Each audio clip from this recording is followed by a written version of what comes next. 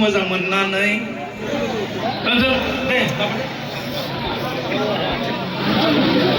गिबि गिबियावनो जोंनि बिमा बिफा दंना जोंनि बे दरखिना जानि फुजा सामलाय आफादगिरि आफादनिफ्राय सिरि बान्थाखौ जोङो होनो नागिरदों।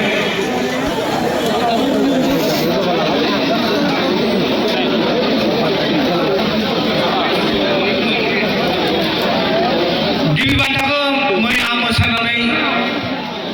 सेक लाबनो हादों बयनिसिमनिफ्रायबो। बिथांनि गामियानो जाहैबाय सिमलिगुरि आरो बुंथ'ला बारा। बिथांनि मुङानो जाहैबाय गयारि जानमनि, बर'फोरनि सबसे हार्टथ्रब जोंनि बे हालामनि सिमलिगुरिनि जानमनि गयारि। बिथांनो गांसे आर'नाइजों लोगोसे बिथांनि स्नि रोजा रां बयबो खेबसे लोगोसे आरो सार्टिफिकेटबो दंबावो मान बिलाइ जानमनि जोंनि हालामनि सुपार डान्सार दरखिना जानिनि। Okay, thank you, welcome to जानमनि गयारि। नेक्स्ट जों जाहैबाय सासे नायल' सासे जोबोर समायना मैयानो बुंखादोंमोन आरो जायखौ नुबा महादेव नङा गासै बाक्सानि सेंग्राफोरानो जायो फाग्ला, जाय गासै मेगन खेबब्ला बाक्सानि सेंग्राफोरानो जायो फाग्ला।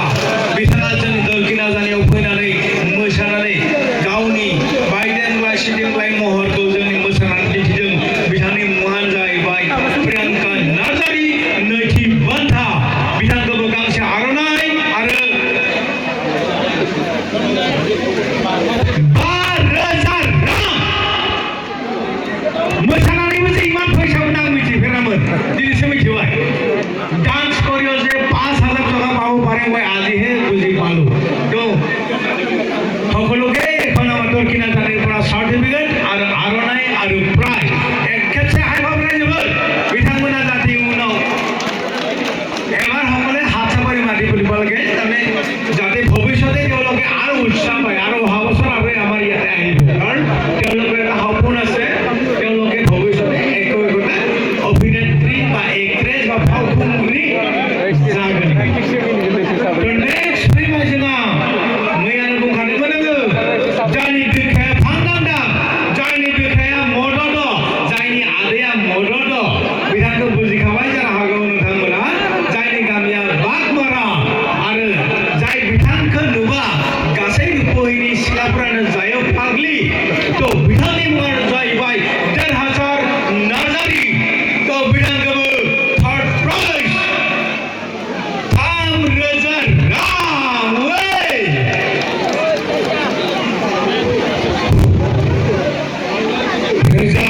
रोजा साबायखर बावबाय। दानिया जोङो नैथि बान्थाखौ जोंनि बे गामिनिनो सासे मानाव गेदेर फोरोंगिरि दङ जनानै, बिथांनि आखाइनिफ्राय लानो थाखाय आङो खावलायबाय आरो बिथांखौ एसे दावखोनो थाखाय आङो बिथांखौ आङो खावलायदों। रायजो नोंथांमोन, जोंहा गोबां बोसोनगिरिफोर दङ, मोजां जोंनि मावथि दङ। बिथांमोननि आखाइनिफ्राय बान्थाखौ लानो थाखाय आङो गुरै खावलायदों। दानिया ब्रैथि बान्थाखौ मोननो हादों रनिता रामसियारि कलबारि।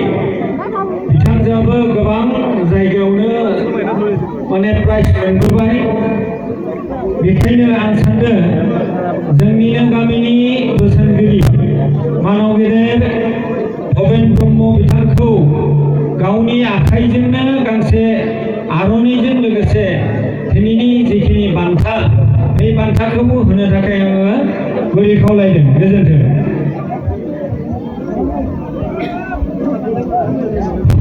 बेखिनियावनो मोनसे फोसावनाय बे दिनैनि जे